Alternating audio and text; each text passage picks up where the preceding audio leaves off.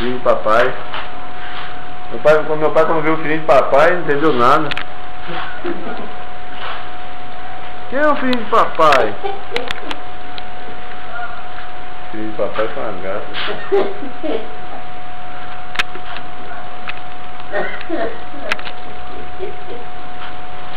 Não ri não, o troço é sério, o troço é sério mesmo.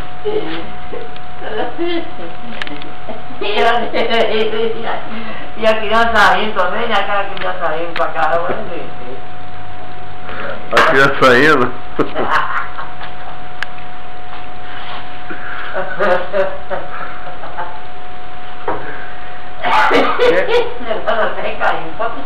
Quem é o filho de papai? É. Minha mãe queria saber o que troço era aquilo. Caraca, filho de papai foi uma gata.